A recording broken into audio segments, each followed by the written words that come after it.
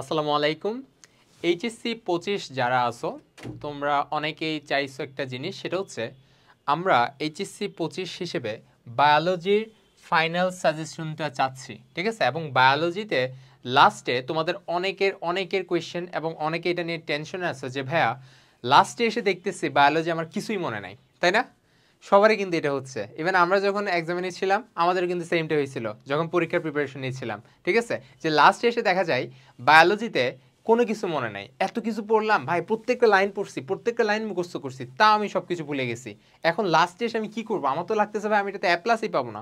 আপনি বলতেছেন মেডিকেলে পড়ার কথা, আপনি বলতেছেন পরের প্রিপারেশন, বাট আমি এখনও তো অ্যাপ্লাসে এনশিওর করতে পারবো কিনা এটাতেই কনফিউজ, তাই না? সো আজকে আমরা খুবই গুরুত্বপূর্ণ একটা কিন্তু ভিডিও বানাতে যাচ্ছি, সেটা হচ্ছে তোমাদের আজকে বায়োলজির ফুল ফাইনাল সাজেশন থাকবে। আমি প্রত্যেকটা চ্যাপ্টারের প্রত্যেকটা টপিক কী কী টপিক তোমার জন্য গুরুত্বপূর্ণ ওইটা পর্যন্ত আমি তোমাকে ইনক্লুড করে দিব, এবং আমি একটুক বলতে পারি, একটুক আমার উপর ভরসা রাখতে পারো যে আমি যা বলবো এটা যদি পড়ো তোমার A+ 95% কনফার্ম, ঠিক আছে? বাদ বাকি তো তোমার উপরে। আমি যদি তোমার বলি, তুমি যদি না পড়ো তাহলে কি হবে? বা আমি তোমাকে যেভাবে ফলো করতে বলি তুমি যদি প্রপারলি ওইটুক তোমার এফোর্টটা না দাও তাহলে তো হচ্ছে না, তাই না? আচ্ছা, সো আজকের আমরা সাজেশনটা যদি শুরু করি তাহলে আমাদের সাজেশনটা কয়েকটা বেসিসে আলাদা থাকবে, ঠিক আছে? ফার্স্ট হচ্ছে আমরা সৃজনশীলের জন্য কিভাবে ফোকাস করব সেটা নিয়ে আলোচনা করব। পরবর্তীতে আমরা আলোচনা করব এমসিকিউতে কিভাবে আমি 25-এর মধ্যে 25 পাবো সেটা নিয়ে আলোচনা করব। তারপরে আমি সৃজনশীলের টপিক অ্যানালাইসিস করে প্রত্যেকটা চ্যাপ্টারের কোন কোন টপিকগুলো পড়বো সেটা নিয়ে অ্যানালাইসিস করব। তাহলে আমরা দেখতেছি একটা ফুল আমরা কিন্তু একটা রোডম্যাপ পেয়ে যাবো ইনশাল্লাহ, ঠিক আছে? সো আজকে কথা না বাড়াইয়া আমরা আমাদের কথা শুরু করি। আমি তোমাদের তানজিম ভাইয়া, যারা চিনো না, বর্তমানে পড়তেছি স্যার সলিমুল্লাহ মেডিকেল কলেজে ফাইনাল ইয়ারে। আচ্ছা আসি তাহলে, তোমরা যারা এইচএসসি 25 আসো আমি এটা অলরেডি তোমাদের জন্য সেট করে রাখছি, সেটা হচ্ছে বায়োলজির ক্ষেত্রে A+ পাওয়াটা কিন্তু আমি যদি ফার্স্টে বলি, দেখো অন্যান্য সাবজেক্টের ক্ষেত্রে যদি আমি চিন্তা করি, ঠিক আছে, তার চেয়ে যদি আমি বায়োলজিকে কম্পেয়ার করি, দেখো বায়োলজির মধ্যে A+ পাওয়া সবচেয়ে সহজ। কি বলছি? বায়োলজিতে A+ পাওয়া সবচেয়ে সহজ, ঠিক আছে? আমি বায়োলজি পড়াই বলে এই জন্য বলতেছি না, এটা কিন্তু একদম ফ্যাক্ট, ঠিক আছে? জাস্ট তোমাকে প্রসিডিউর ফলো করতে হবে, স্ট্র্যাটেজি ফলো করতে হবে, কিভাবে পড়লে আমি আমার A+ কিংবা 90+ মার্ক এনশিওর করতে পারবো, ঠিক আছে? সো আমাকে ধাপে ধাপে আগাইতে হবে। ধরো আসি, ফার্স্টে আমরা সিকিউ দিয়ে শুরু করবো আজকে, ঠিক আছে? আচ্ছা, সো সিকিউ নিয়ে আমাদের খুব বাজে একটা আসলে অভিজ্ঞতা থাকে এবং খুব বাজে আমরা এই জিনিসটা খেয়াল করি না। সেটা কি জানো? সেটা হচ্ছে সৃজনশীল কিভাবে লেখা লাগবে আমরা জানি না।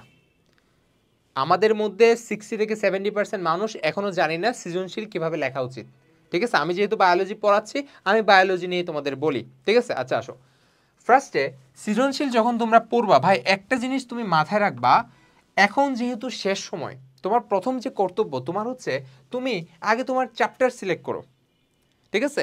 বোটানিতে 7টা চ্যাপ্টার আছে, দেখো বোটানিতে 7টা চ্যাপ্টার আছে তোমার, ঠিক আছে? বোটানিতে 7টা চ্যাপ্টার আছে, তোমার জুলজিতে 7টা চ্যাপ্টার আছে, ঠিক আছে?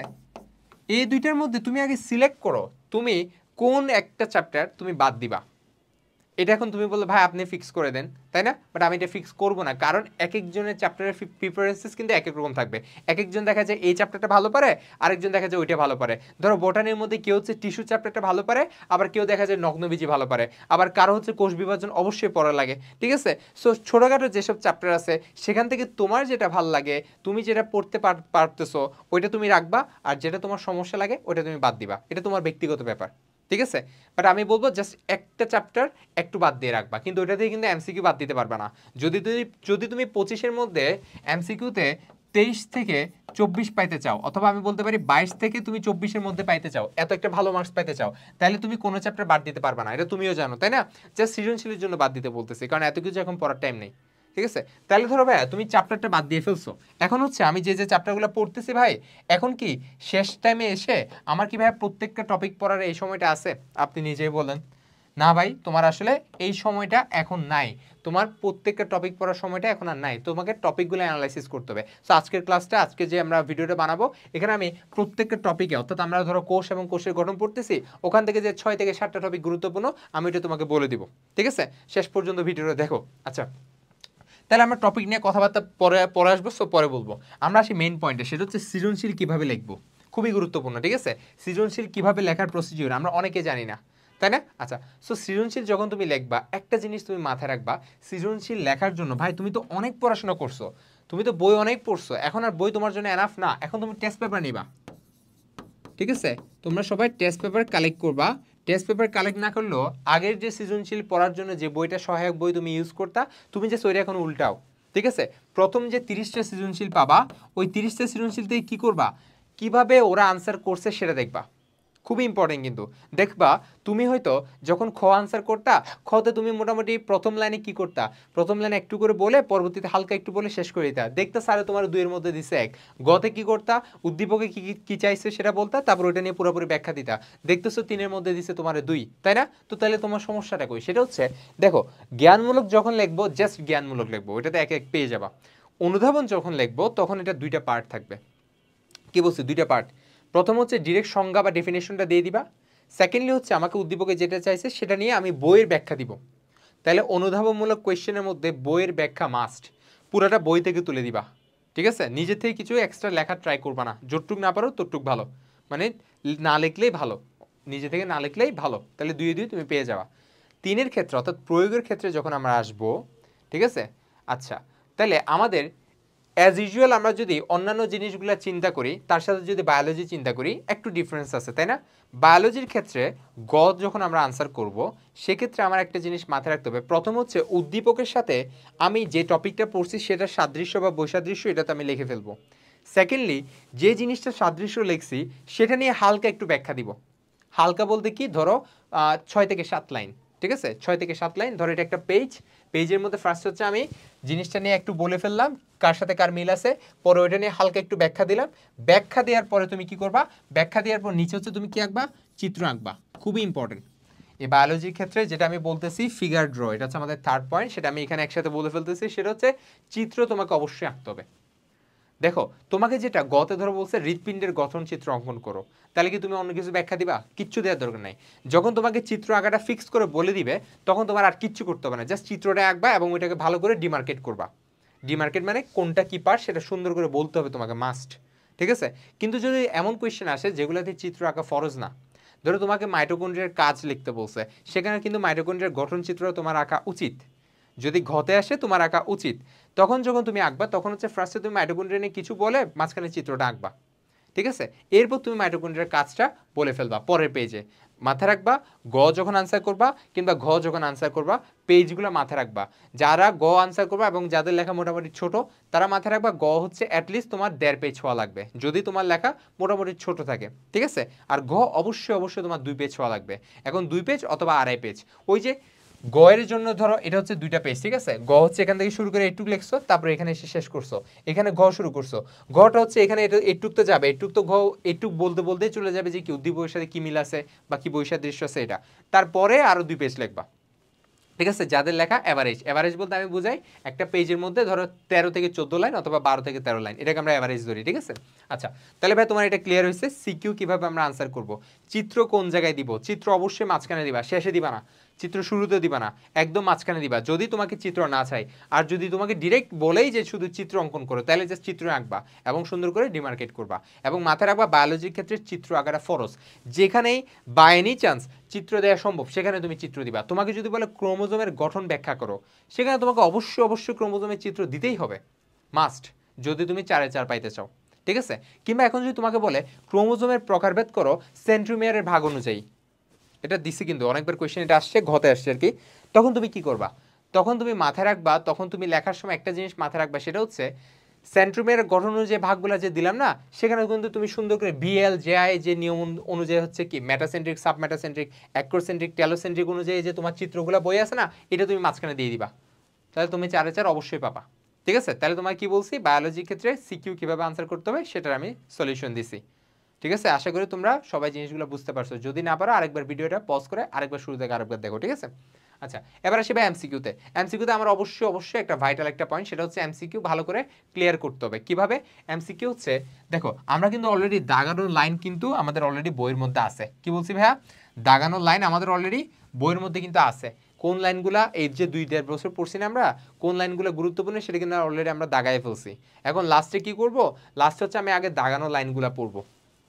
ঠিক আছে, দেখো আমি এটা একটু সুন্দর করে বলতেছি, শোনো। ফার্স্ট আমরা দাগানো লাইনগুলো পড়ে যাব, কার সাথে, যখন আমরা সিকিউ পড়তেছি একসাথে পড়ে যাব। ঠিক আছে?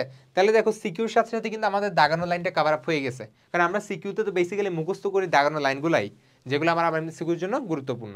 ঠিক আছে, এখন এরপরে আমার কি করতে হবে, আমার হচ্ছে টেস্ট পেপারটা সলভ করতে হবে, এটা খুবই গুরুত্বপূর্ণ। ঠিক আছে, এমসিকিউর জন্য টেস্ট পেপার সলভ করা খুবই গুরুত্বপূর্ণ। তুমি প্রত্যেকটা চ্যাপ্টারের প্রথম যে 200টা অথবা প্রথম 150টা, কি বলছি, প্রথম 150টা কোয়েশ্চেন, প্রথম 150টা এমসিকিউ একদম ঘড়ি ধরে অপটিমাম টাইম কতটুক সময় দেওয়া দরকার সেটা দিয়ে তুমি ওই টাইমের মধ্যে সলিউশন করার ট্রাই করো। তাহলে তোমার ধরো 150টার মধ্যে ভাই তোমার ধরো 20 থেকে 30টা ভুল হবে না, আর ধরো আরও বেশি ভুল হইলো না। তারপর কি করবা, তুমি তোমার ভুল কোন জায়গায় বেশি হচ্ছে, কোন টপিকটা তুমি কম পড়ছো, সেখানে এমসিকিউগুলো তুমি কম পারতেছো, সেটা তুমি সিলেক্ট করবা। ফর ইনস্ট্যান্স আমি যদি তোমাকে বুঝাই, ধরো ভাইরাস বা ব্যাকটেরিয়ার গঠন এবং ব্যাকটেরিয়ার প্রকারভেদ যে পার্টটা আছে ওইটা অনেকের কাছে কঠিন মনে হয় না, ডিএনএ ভাইরাস কোনটা, আরএনএ ভাইরাস কোনটা, সবার কাছে একটু কঠিন মনে হয় না। ধরো তুমি ওইটার কোয়েশ্চেনগুলো পারতেছো না, কোন ভাইরাস কোন ব্যাকটেরিয়ার আকৃতি কিরকম সেটা তুমি পারতেছো না, তাহলে তুমি কি করবা, আগে তো সলভ করলা, সলভ করে দেখতেছো এখানে অনেকগুলো ভুল হয়েছে, পরে তুমি বইটা বের করে একদম ঠাড়া মুখস্থ করবা ওই ব্যাকটেরিয়ার প্রকারভেদটা। বুঝতে পারছো? এভাবে করে তুমি আগাবা। এমসিকিউ যদি এভাবে প্র্যাকটিস করে নিজের ভুলগুলো যদি শোধরাও এবং ওই টপিকটা যদি বারবার পড়ো যেটাতে তোমার সমস্যা আছে, তুমি এমসিকিউর মধ্যে মাস্ট 22 থেকে 24-এর মধ্যে পাবা, এটা শিওর। আমি দেখো তোমার বলতেছি না 20 থেকে 24, এরকমও বলতেছি না, 22ই পাবা তুমি। ঠিক আছে, কারণ বায়োলজিতে এমসিকিউ ভুল হওয়ার মতো না, এই জন্য তোমার বলতেছি যদি বায়োলজিতে সিকিউ আর এমসিকিউ যদি তুমি বুঝে শুনে আনসার করতে পারো, তুমি বায়োলজির মধ্যে এ প্লাস তোমার না দেওয়াটাই টাফ হবে, মানে এ প্লাসও তুমি পাবাই, 90 আপ পাওয়া তোমার জন্য খুবই ইজি। ঠিক আছে, সো এভাবে করে আমার আসলে পড়াশোনাগুলো করতে হবে। যদি আমি বায়োলজিতে এই লাস্ট টাইমে এসে, আর তো বেশি দিন সময় নেই আমাদের, আর মানে একদম হাতে খুব কমই সময়, তাই না, তোমাদের তো জুনের মাঝখানে পরীক্ষা শুরু। সো এই সময়ের মধ্যে যদি আমি বায়োলজির মধ্যে এ প্লাস কিংবা গোল্ডেন বা গোল্ডেন না, মানে যেটাকে আমরা বলি 90 প্লাস যদি কনফার্ম করতে চাই, তাহলে তোমাকে এই স্ট্র্যাটেজি ফলো করতে হবে। ঠিক আছে, একটু ফলো করলে আমি শিওর তুমি অ্যাটলিস্ট এ প্লাস পাবা, এটা 100% শিওর। বুঝতে পারছো? আচ্ছা, তাইলে এবার আমরা হচ্ছে আমাদের পরবর্তী পার্টে আসি, যেটা তোমাকে বলছিলাম আমি যে তোমার প্রত্যেকটা টপিক আলাদা আলাদা করে অ্যানালাইসিস করব, এটা একটু সময় লাগবে। তোমরা হচ্ছে কি করবা, তোমরা হচ্ছে বইয়ের মধ্যে অথবা খাতার মধ্যে একটু লেগে ফেলো অথবা বইয়ের মধ্যে দাগাই ফেলো। আমি যেভাবে যে টপিকগুলো বলতেছি ওই টপিকগুলো একটু তুমি বইয়ের মধ্যে দাগাই ফেলো, এটা তোমার জন্য এনাফ। ঠিক আছে, যেগুলো বলতেছি এগুলো বইয়ের মধ্যে একটু দাগাই ফেলো। আচ্ছা আসি তাহলে ফার্স্ট এখান থেকে শুরু করে আমরা দেখো, যখন আমরা কোষ এবং কোষের গঠন পড়বো, আমরা জানি এটা খুবই ভাইটাল একটা চ্যাপ্টার এবং এটা অবশ্যই তোমার পড়া লাগবে, মাস্ট। তো এখান থেকে কি পড়বা, ফার্স্টে কোষ প্রাচীর এবং প্লাজমা মেমব্রেন, এটা মাস্ট। প্লাজমা মেমব্রেন যখন পড়বা, প্লাজমা মেমব্রেনের চিত্রটা একদম খায় ফেলবা, এটা মাস্ট আসবে। ঠিক আছে, আচ্ছা আর তারপর হচ্ছে আমাদের কনফিউজ থাকে ভাই অঙ্গাণু আমরা কোনগুলো পড়বো, আমি বলি অঙ্গাণু হচ্ছে রাইবোজোম পড়বা, গোলগি বস্তু পড়বা, লাইসোসোম, সেন্ট্রিওল, এগুলা লাগবে না। তাহলে লাইসোসোম আমি এগুলো একসাথে সব আনছি যাতে আমি বাদ দিতে পারি। লাইসোসোম, সেন্ট্রিওল লাগবে না, তুমি হচ্ছে কি করবা, গোলগি বডিটা পড়বা। ঠিক আছে, গোলগি বডিটা পড়বা এবং যা যা বলতেছি সবগুলো চিত্র মাস্ট। তারপর এই চ্যাপ্টারের মধ্যে সবচেয়ে গুরুত্বপূর্ণ একটা পার্ট হচ্ছে আমাদের মাইটোকন্ড্রিয়া, ক্লোরোপ্লাস্ট এবং নিউক্লিয়াস। নিউক্লিয়াসটা তেমন একটা আসবে না, বাট মাইটোকন্ড্রিয়া, ক্লোরোপ্লাস্ট এই দুটো সবচেয়ে ভাইটালের মধ্যে একটা টপিক। ঠিক আছে, তারপর যেটা একটা ভাইটাল টপিক যেগুলোকে আমি স্টার মার্ক দিচ্ছি, সেগুলো হচ্ছে ক্রোমোজোমের গঠন এবং এর রাসায়নিক উপাদান এবং চিত্রসহ। ঠিক আছে, চিত্রসহ ক্রোমোজোমের গঠন খুবই গুরুত্বপূর্ণ, এটা অবশ্যই লাগবে। তারপর যেটা খুবই গুরুত্বপূর্ণ সেটা হচ্ছে আরএনএ। আরএনএটা অনেক বেশি আসছে, ডিএনএ থেকে আরএনএ আরও বেশি আসছে, তুমি চেক করে দেখতে পারবা। দেখো আরএনএর গঠন এবং আরএনএর কাজ এবং চিত্রসহ এটা প্র্যাকটিস করবা, খুবই ইম্পর্টেন্ট। ঠিক আছে, এরপর আসে আমরা ডিএনএ। ডিএনএ অবশ্যই পড়তে হবে, ডিএনএর মডেলটা পড়বা, ডিএনএর যে ওয়াটসন এবং ক্রিক মডেল দিচ্ছে সেটা পড়বা, তার সাথে চিত্রটা মাস প্র্যাকটিস করবা, খুব ইম্পর্টেন্ট, মাস লাগবে, এটা তুমি স্কিপ করতে পারবে না, অবশ্যই লাগবে এটা। ঠিক আছে, আচ্ছা তারপর হচ্ছে ডিএনএ রেপ্লিকেশন, ট্রান্সক্রিপশন আছে, ট্রান্সলেশন আছে, তার মধ্যে থেকে ট্রান্সলেশনটা অনেক কম দেয়, তো তুমি ট্রান্সক্রিপশন আর রেপ্লিকেশনটা ভালো করে পড়বা। কিভাবে পড়বা সেটা কিন্তু আমরা কোর্সের মধ্যে খুব ভালো করে জিনিসটা বুঝাই দিছি, যে সব কিছু আসলে তুমি লিখতে পারবা না। এই লাস্ট টাইম এসে কি তুমি রেপ্লিকেশন এত বড় করে দিচ্ছে, এটা কি তুমি পড়তে পারবা না, তোমাকে লিখতে হবে গাইডে যেরকম আছে, তুমি গাইডে উল্টাও, গাইডে উঠলে দেখো রেপ্লিকেশনে কীভাবে ওখানে আনসার করা আছে, তুমি আনসার করতে হবে ওভাবে যাতে সাপও মরবে লাঠিও যাতে না ভাঙে। ঠিক আছে, তোমাকে রেপ্লিকেশন যতগুলো এনজাইমস আছে সবগুলো অবশ্যই উল্লেখ করতে হবে, চিত্রটা অবশ্যই দিতে হবে, কিন্তু তার মানে কি তুমি এতগুলো লেখা লিখবা না, তুমি জাস্ট ইম্পর্টেন্ট লেখাগুলো লিখবা। এই জন্য বলতেছি কিভাবে লিখবা সেটার উপর ডিপেন্ড করে তুমি আসলে প্লাস পাবা কি পাবা না, বা 90 আপ তুমি পাবা কি পাবা না। বুঝছো? আচ্ছা তাহলে আমি কি বলছি, এই যে তাহলে আমাদের মোটামুটি কোষ এবং কোষের গঠন থেকে এই টপিকগুলো পড়লে তোমার জন্য এনাফ। ঠিক আছে, আচ্ছা আসি তারপর তারপর হচ্ছে দেখো কোষ বিভাজন পড়বা নাকি ভাই টিস্যু পড়বা নাকি নগ্নবীজ আবৃতবীজি পড়বা, এটা তোমার ব্যাপার, বাট আমি প্রত্যেকটা চ্যাপ্টার বলে যাচ্ছি। ধরো কোষ বিভাজন যদি পড়ো, এটা খুবই ছোট একটা চ্যাপ্টার, এখান থেকে শুধু মাইটোসিস এবং মিওসিস এই দুইটার প্রসেসগুলো পড়বা। মিওসিসের মধ্যে প্যাকেটিনটা সবচেয়ে ইম্পর্টেন্স দিয়ে পড়বা, বাদ বাকিগুলো তেমন একটা না পড়লেও চলবে, জাইগোটিনটা অবশ্যই পড়বা, ঠিক আছে। দেখো আর মাইটোসিসটার মধ্যে মোটামুটি সবগুলো পড়া ট্রাই করবা, বাট অ্যানাফেজ তারপর হচ্ছে মেটাফেজ প্রোমেটাফেজ এগুলো বেশি পড়বা, মানে মাঝেরগুলো সবসময় সবচেয়ে বেশি পড়বা, ঠিক আছে। আর যখন মিওসিস পড়বা ওই জায়গায় হচ্ছে ক্রসিং ওভারটা একটু ভালো করে পড়বা, ঠিক আছে। ক্রসিং ওভার পুরো কনসেপ্টটা আসবে, এটা অ্যাটলিস্ট খতে হইলেও দিতে পারে, বুঝতে পারছো। তারপর মাইটোসিস এবং মিওসিসের গুরুত্ব এবং এটার কারণে যে ক্যান্সার সৃষ্টি হয় সেটাও চলে আসতে পারে এবার, ঠিক আছে। তাহলে আমাদের এটা দিয়ে কোষ বিভাজন শেষ, জাস্ট 3-4টা টপিক বললাম আর কিছুই না। আচ্ছা তারপর আসে অণুজীব। অণুজীবটা অনেকের কঠিন মনে হয়, বাট অণুজীব আমি বলি, দেখো ভাইরাসের হচ্ছে গঠনটা পড়বা, ভাইরাসের গঠনটা কিন্তু 2-1 বার আসছে, ভাইরাসের বৈশিষ্ট্য অত বেশি দেয় না। তারপর হচ্ছে টিটুফাস যে আছে না, টিটুফাস ভাইরাসের যে চিত্রটা, টিটুফাস ভাইরাসের চিত্র এবং গঠন এই দুইটা একটু মুখস্থ করবা, এই টিটুফাসটা একটু ইম্পর্টেন্ট, ঠিক আছে, টিটুফাসটা পড়বা। তারপর হচ্ছে ভাইরাসজনিত রোগের লক্ষণ, তোমার বইয়ের মধ্যে যেগুলো আছে তার মধ্যে সবচেয়ে গুরুত্বপূর্ণগুলো পড়বা, আর এত কিছু পড়ার দরকার নেই, ঠিক আছে। ভাইরাসটা একটু কম গুরুত্বপূর্ণ, ব্যাকটেরিয়াতে হচ্ছে বেশি ফোকাস দিবা। ব্যাকটেরিয়ার যে শ্রেণী বিভাগ, গঠন এবং জনন আছে তার মধ্যে থেকে তুমি মাথায় রাখবা ব্যাকটেরিয়ার শ্রেণী বিভাগটা হচ্ছে এমসিকিউর জন্য খুবই ইম্পর্টেন্ট, ঠিক আছে। আচ্ছা তারপর হচ্ছে গঠনটা হচ্ছে অবশ্যই সৃজনশীল লাগবে, উইথ চিত্র সহ মাস্ট। আচ্ছা তারপর ব্যাকটেরিয়ার গুরুত্ব, এটা খুবই গুরুত্বপূর্ণ, এটা স্টার পাওয়ার মতো একটা টপিক, ঠিক আছে। আচ্ছা তারপর হচ্ছে আসি ব্যাকটেরিয়ার গুরুত্ব অবশ্যই পড়তে হবে, এটা মাস্ট, এটা কৃষিক্ষেত্রে বলো বিভিন্ন পার্ট আছে, যে পার্ট চাই ওই পার্ট আনসার দিতে হবে, ঠিক আছে। আর ভাইরাসের ক্ষেত্রে গুরুত্বটা ইম্পর্টেন্ট, ঠিক আছে। ভাইরাস উপকারী কি কাজ করে, অপকারী বললে তুমি সবগুলো একটা একটা করে লিখে দিবা। ক্যান্সারের জন্য পেপিলোমা ভাইরাস দায়ী, তারপর হচ্ছে জিকা ভাইরাস এটা করতেছে, চিকুনগুনিয়া এটা করতেছে, ইবোলা ভাইরাস এটা করতেছে, এইডস ভাইরাস এটা করতেছে, ঠিক আছে। গরু মহিষের ক্ষেত্রে এই ভাইরাস কাজ করতেছে, এভাবে করে সিরিয়ালি সুন্দর করে লিখে দিবা। দেখো যত বেশি পড়া থাকবে তত বেশি কিন্তু তোমার জন্য সুবিধা। তো আর তোমার সিকিউর মধ্যে তো আসলে স্পেসিফিকভাবে পুরো লেখা লাগতেছে না, তুমি ওখান থেকে একটা জিস্ট নিবা, ধরো যে পয়েন্ট পড়তেছে তার মেইন পয়েন্টটা নিবা তুমি, ঠিক আছে। মেইন পয়েন্টটা নিয়ে তারপরে তুমি ওভাবে করে আগাবা। ধরো আমি তোমাকে একটা জিনিস দেখাই, সিকিউ লেখার ক্ষেত্রে খুবই গুরুত্বপূর্ণ একটা পয়েন্ট বাদ দিচ্ছি, সেটা কি জানো, সেটা হচ্ছে আমি ধরো একটা জিন তত্ত্ব দিয়ে জিনিসটা বুঝাই। ধরো জিন তত্ত্বের ক্ষেত্রে আমরা হয় কি, যখন জিনোটাইপ ফিনোটাইপ এগুলো লেখে, ধরো বর্ণান্ধতার ক্ষেত্রে কিভাবে আমি সুন্দর করে লিখবো, জিনতাত্ত্বিক ব্যাখ্যা যদি আমাকে চাই, সেক্ষেত্রে আমরা দেখা যায় আমরা যেরকম এমসিকিউতে সলভ করি এভাবে এভাবে করে মিলে দিই, ওভাবে করে আমরা পরীক্ষা করে ফেলি, কিন্তু এটা করতে পারবা না। পরীক্ষা যখন তুমি আনসার করবা তখন দেখো তখন হচ্ছে তোমার একদম এরকম করে P1 দিয়ে, তারপর প্যারেন্টাল দুইটা নিচে এটা লিখতে হবে, তারপর তার নিচে ফিনোটাইপ দিয়ে, তারা কালো সাদা এগুলো লিখতে হবে, ঠিক আছে। তারপর নিচে জিনোটাইপ দিয়ে তাদের জিনগুলো লিখতে হবে, তারপর যে গ্যামেট আলাদা হয়েছে, ঠিক আছে, তারপর যে গ্যামেট আলাদা হয়েছে সেটা লিখবা। এরপর হচ্ছে F1 দিয়ে তারপর F1টা লিখবা। দেখো তোমার মতো কিন্তু সবাই সব কিছু পারে, কিন্তু এই জিনিসটা সবাই দিবা না, আমি এটাই তোমাকে বুঝাতে চাচ্ছি, ঠিক আছে। তোমাকে এটা বুঝে শুনে আগাইতে হবে, তুমি যদি এই জিনিসটা না দাও তোমাকে কিন্তু 4-এর মধ্যে 3 দিবে, বুঝতে পারছো। আচ্ছা এই জন্য বলছে এখন গাইড প্র্যাকটিস করা লাগবে। আচ্ছা তাহলে লাস্টে যে ম্যালেরিয়া পরজীবী আছে না, ম্যালেরিয়া পরজীবী অনেকের কঠিন মনে হয়, তোমরা জাস্ট মানব দেহের জীবনচক্রটা একটু পড়বা, ঠিক আছে। মানব দেহের পার্টটা পড়বা, মানব দেহে কীভাবে চক্র চলে এটা পড়বা, তারপর ম্যালেরিয়ার জ্বরটা পড়বে, এটা অবশ্যই গুরুত্বপূর্ণ। ম্যালেরিয়ার জ্বর পড়তে হবে, সেটা প্রতিরোধ সহ পড়বা, ঠিক আছে। আচ্ছা এবং একটা কোয়েশ্চেন এখান থেকে বেশি আসে, সেটা হচ্ছে আর ডেঙ্গু আর ম্যালেরিয়া জ্বরের মধ্যে পার্থক্য, ঠিক আছে। ডেঙ্গু আর ম্যালেরিয়া জ্বরের মধ্যে যদি পার্থক্য দেয় সেটা পারা লাগবে।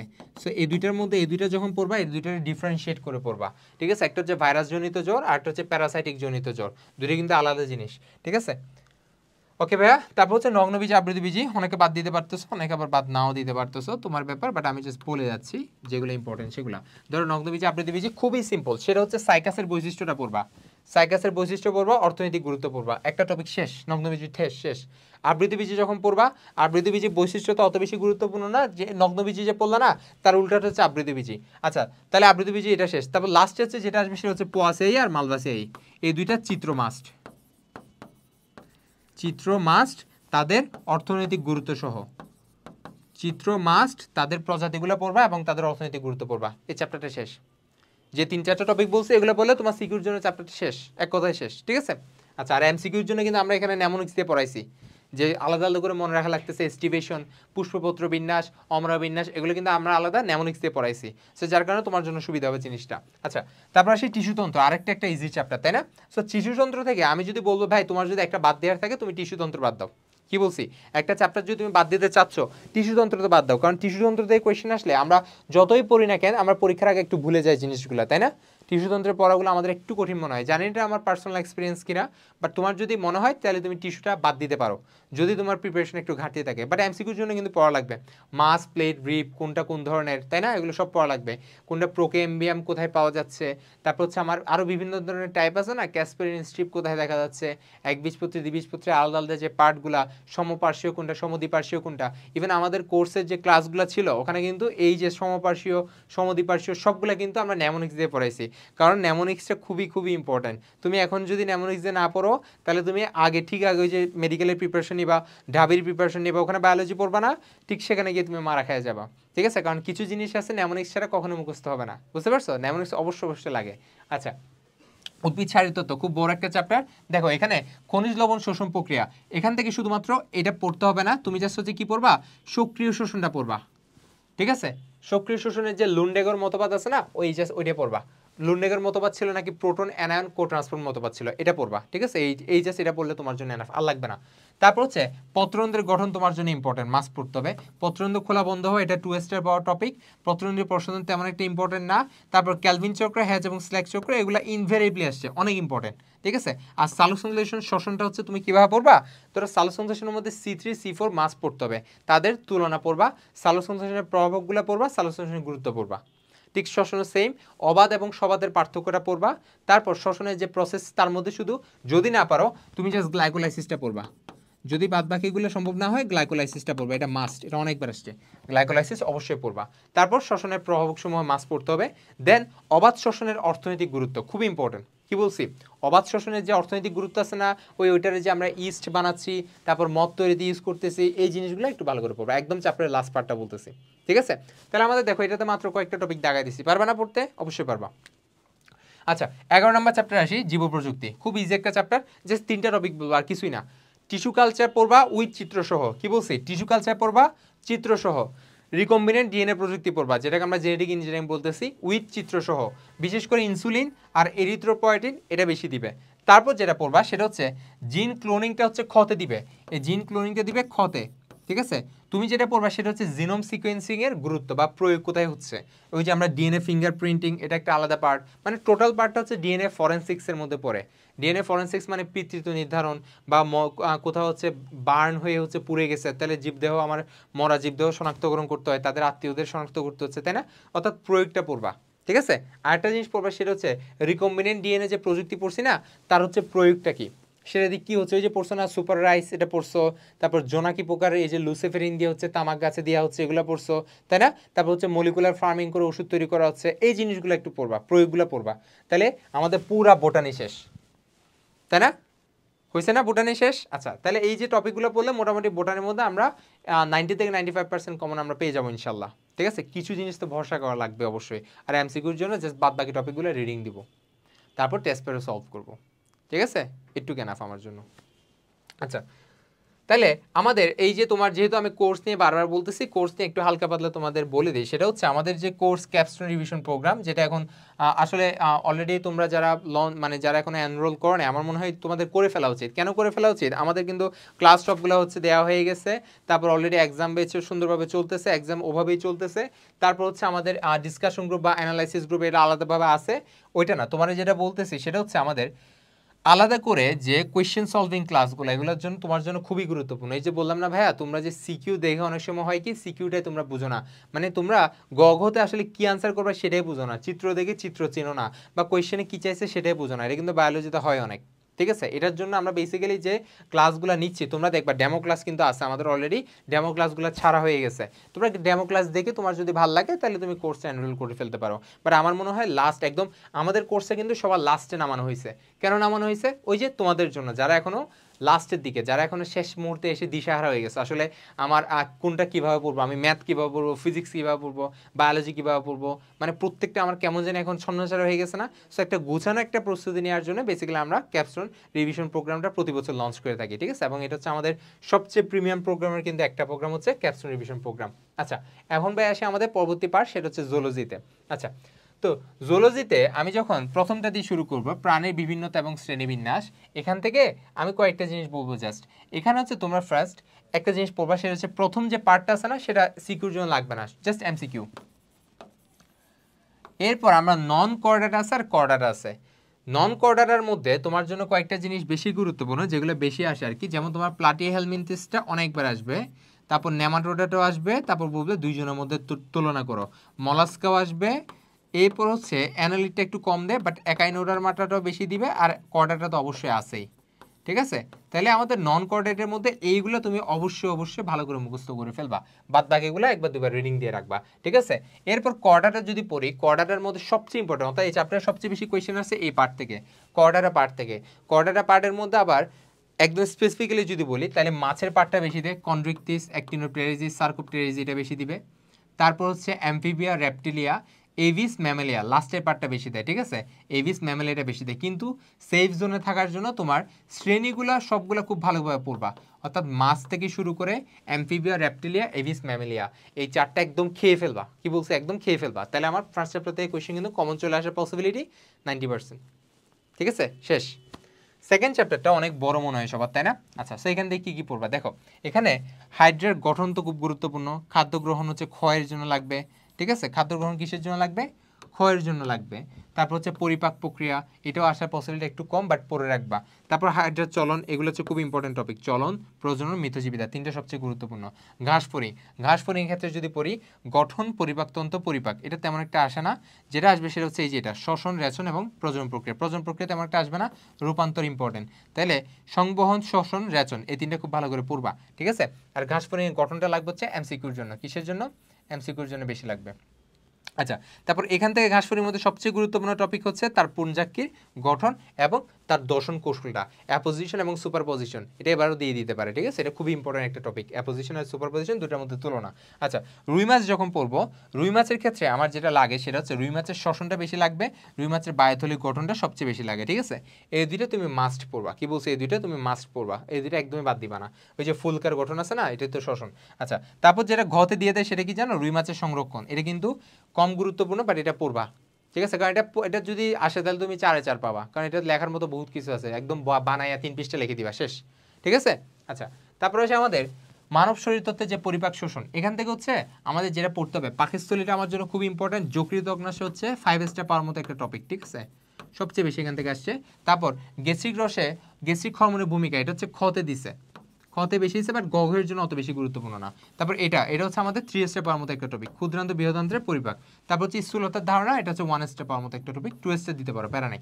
তাহলে আমি কিভাবে সাজাইছি দেখছো? দেখো, মুখ গহ্বরে যেটা, সেটা হচ্ছে বেশিরভাগ হচ্ছে আমাদের এমসিকিউর জন্য লাগে। পাকস্থলী, যকৃত অগ্নাশয়, ক্ষুদ্রান্ত বৃহদন্ত্র, এই জিনিসগুলো পড়লে চ্যাপ্টার থেকে কমন পড়বে। ঠিক আছে, আচ্ছা আচ্ছা, রক্ত সঞ্চালনে, তো রক্ত সঞ্চালনের মধ্যে তোমার যেটা লাগবে সেটা হচ্ছে সবচেয়ে বেশি যেটা আসছে সেটা হচ্ছে হৃৎপিণ্ডের গঠনের যে চিত্রটা, এটা যারা প্র্যাকটিস করো না, এখন ভালোভাবে প্র্যাকটিস করতে থাকো, 4-5 বার প্র্যাকটিস করো, যত স্পিডে পারো। ঠিক আছে, চিত্রটা যাতে তুমি 3 থেকে 4 মিনিটের মধ্যে এঁকে ফেলতে পারো, পুরো চিত্র, এটা প্র্যাকটিস করো, বারবার প্র্যাকটিস করো। ঠিক আছে, তারপর হচ্ছে হার্টবিটের দশাগুলো হচ্ছে তোমার 2টা স্টার পাওয়ার মতো টপিক। আচ্ছা, তারপর এই যেটা হার্টবিট নিয়ন্ত্রণে এসএ নোট, অ্যাভি নোট এবং পার্কিনসের তন্তুর ভূমিকা, সেটা হচ্ছে 2টা স্টার পাওয়ার মতো টপিক। আচ্ছা, হৃদরোগের মধ্যে ওপেন হার্ট সার্জারি, এটা একটু কম আসে, করোনারি বাইপাসটা একটু কম আসে, ওই যে অ্যাঞ্জিওপ্লাস্টিটা সবচেয়ে বেশি দিবে, পেস মেকারটা সবচেয়ে বেশি দিবে। ঠিক আছে, আচ্ছা, এবং হৃদরোগের বিভিন্ন অবস্থা করণীয় সবগুলো কিন্তু মোটামুটি সেম, বাট তুমি যদি একটা পড়ো, দেখো বাদ বাকিগুলো তুমি বানায় লিখতে পারবা। তাহলে তুমি কি করবা, ওই যে heart attack, heart failure, angina, তার মধ্যে অ্যানজাইনাটা সবচেয়ে বেশি পড়বা। কি বলছি, অ্যানজাইনাটা সবচেয়ে বেশি পড়বা। এখন অ্যানজাইনা যখন পড়বা, আর বাদ বাকি যেগুলো আছে হার্ট অ্যাটাক, হার্ট ফেলিওর, এগুলো হচ্ছে তুমি মোটামুটি বানায় লিখতে পারবা। একটা তো ধারণা আছে, যদি কোয়েশ্চেন একটু আনকমন আসে তাহলে তুমি কিন্তু বানায় লিখে ফেলতে পারবা। ঠিক আছে, কারণ এগুলো মোটামুটি লক্ষণগুলো হালকা পাতলা মোটামুটি সেম থাকে। ঠিক আছে, আচ্ছা আচ্ছা, পরেরটাতে আসি, সেটা হচ্ছে চলন অঙ্গ চালনা। আসলে এটা তো অনেকের কনফিউশন থাকে, সেটা ভাই এই চ্যাপ্টারটা পড়তে ভালো লাগে না একদম, তাই না? আচ্ছা, তো কঙ্কালতন্ত্র থেকে এমসিকিউর জন্য সবচেয়ে বেশি আসার মতো একটা পার্ট, সেটা হচ্ছে কঙ্কালতন্ত্র। আমি নিজে ক্লাস নিয়েছি কিন্তু কঙ্কালতন্ত্রটা, সেটা হচ্ছে আমি ওভাবে পড়াইছি। ঠিক আছে, যে পার্টটাতে তোমার সমস্যা একদম, আমি একদম বোনসের চিত্রসহ আসলে আমি তোমাদের পড়ানোর ট্রাই করছি, কারণ হিউম্যারাসের গঠন, ফিমারের গঠন, এরকমও কিন্তু তোমাদের কোয়েশ্চেন বোর্ডে দিছে। সো তোমার জন্য বুঝতে হবে চ্যাপ্টারটা কিরকম করে পড়তে হবে। তো কঙ্কালতন্ত্রের শুরুর যে পার্টটা, সেখান থেকে হিউম্যারাস, ফিমার, যেগুলো মেইন বোনস আছে তাদের গঠনটা একটু ভালো করে পড়বা। ঠিক আছে, আর যেটা সবচেয়ে গুরুত্বপূর্ণ পার্ট একটা, সেটা হচ্ছে অস্থি, তরুণাস্থি, এগুলো খুব ভালো করে পড়বা, গঠন। ঠিক আছে, বিশেষ করে হ্যাভারশিয়ান যে তন্ত্র আছে না, এটা খুব ভালো করে পড়বা। আচ্ছা, তো রড লিভারের যে পার্টটা আছে, সেখান থেকে তুমি জাস্ট বেসিকটা নিয়ে রাখবা, প্রথম শ্রেণীর লিভার কার মধ্যে দেখা যায়, দ্বিতীয় শ্রেণী কি, তৃতীয় শ্রেণী কি, জাস্ট বেসিক, আর কিছু না। এবং লাস্টে যে প্রাথমিক চিকিৎসা, প্রাথমিক চিকিৎসাটার মধ্যে জাস্ট হচ্ছে হাড় ভাঙ্গাটা একটু ভালো করে পড়বা, ঠিক আছে? মচকানোর স্থান যদি হচ্ছে আসবে ক্ষতে, বুঝছো? হাড় ভাঙ্গাটা একটু ভালো করে পড়বা, কোন টাইপের হাড় ভাঙ্গা। আচ্ছা, এটা তো নাই, এটা এখানে কেন ইনক্লুড করছে আমি জানি না, প্রতিরক্ষা তো নাই। আচ্ছা, জিন তত্ত্ব এই চ্যাপ্টারটা আমি পড়াইছি, এই যে গতকালকে চ্যাপ্টারটা শেষ করছি, এবং এটা খুবই গুরুত্বপূর্ণ একটা চ্যাপ্টার, মাস্ট আসবে এখান থেকে। সেটা হচ্ছে যেটা পড়বা মেন্ডেলিয়ান ইনহেরিটেন্স থেকে যেটা বেশি পড়বা সেটা হচ্ছে ব্যতিক্রমগুলা। প্রথম এবং দ্বিতীয় সূত্রের ব্যতিক্রম খুবই খুবই ইম্পর্টেন্ট। কি বলছি? প্রথম এবং দ্বিতীয় সূত্রের ব্যতিক্রম থেকে অবশ্যই কোয়েশ্চেন আসবে। পলিজেনিক ইনহেরিটেন্স থেকে ক্ষতে দিতে পারে, সেক্স লিঙ্ক ডিসঅর্ডার মাস দিবে, বিশেষ করে এটা এমসিকিউর জন্য খুবই গুরুত্বপূর্ণ। বর্ণান্ধতা, হিমোফিলিয়া, কোন বাপ কিরকম হইলে বাপ সুস্থ মা অসুস্থ, বাপ সুস্থ মা বাহক, ঠিক আছে? কিংবা বাবা হচ্ছে তোমার বাহক, বাবা হচ্ছে তোমার অসুস্থ, মা সুস্থ, কোনটার ক্ষেত্রে ছেলে মেয়েদের কী কী রেশিও হবে, অনেকবার হচ্ছে এমসিকিউতে আসছে, ঠিক আছে? আচ্ছা, তারপর হচ্ছে আমাদের এই যে বিবর্তনের মধ্যে জাস্ট একটা পড়বে, সেটা হচ্ছে ল্যামার্ক আর ডারউইনবাদের মধ্যে পার্থক্য, ঠিক আছে? অথবা নব্য ডারউইনবাদ, এটা পড়লে হয়ে যাবে। আর লাস্টের যে পার্ক আছে না, বিবর্তনের পক্ষে প্রমাণ, ওই যে নিষ্ক্রিয় অঙ্গসমূহ, তারপর আর্কিওপটেরিক্স, এটা ক্ষতে আসবে। আর্কিওপটেরিক্স সরীসৃপ এবং পাখির মাঝামাঝি অবস্থান করে। তারপর হচ্ছে আমাদের আরও কয়েকটা পার্ট আছে না, এই যে নিষ্ক্রিয় অঙ্গগুলো কী কী, কোনটা নিষ্ক্রিয় অঙ্গ না, ঠিক আছে? তারপর সমবৃত্তি অঙ্গ কোনটা, সমসংস্থ অঙ্গ কোনগুলা, ঠিক আছে? সমসংস্থ মানে যেগুলা আমাদের অঙ্গ অভ্যন্তরীণ গঠন পুরোপুরি এক, ঠিক আছে?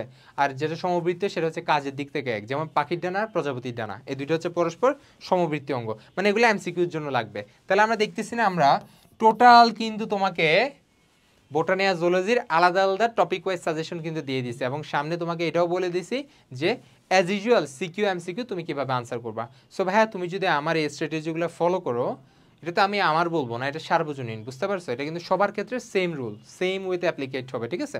সো এভাবে যদি পড়তে পারো, আমি তোমাকে একটু ক্যান্সিওর করতে পারি ভাইয়া 85 to 90% মার্কস, অথবা তারও উপরে তোমার লেখার উপর ডিপেন্ড করবে। বেশি বেশি লেখার প্র্যাকটিস করবা, কারণ বায়োলজিতে লেখাটা অনেক ম্যাটার করে। আর এত তো ভালো তো টাইম পাচ্ছ, ঠিক আছে? বাংলা ইংলিশের মতো তো এখানে এত টাইম মিস যাচ্ছে না, এখানে ভালোই সময় পাচ্ছ একটা সৃজনশীলের পিছনে। তো এটা তুমি ওভাবে অ্যাপ্লিকেট করো, ঠিক আছে? এখন থেকে তুমি প্র্যাকটিস করো। সবচেয়ে ঝামেলা যেটা, আমরা বারবার শুধু পড়তেই থাকি, আমরা লেখালেখি করি না। এখন লাস্ট টাইম, এখন প্রত্যেকটা সৃজনশীল পড়তেছো, জাস্ট পাশে তুমি লিখতে থাকো, দরকার দেখে দেখে লিখতে থাকো, ঠিক আছে? এদিকে পড়তেছো এদিকে লিখতে থাকো, এটা সবচেয়ে বেশি অ্যাপ্লিকেট করে, ঠিক আছে?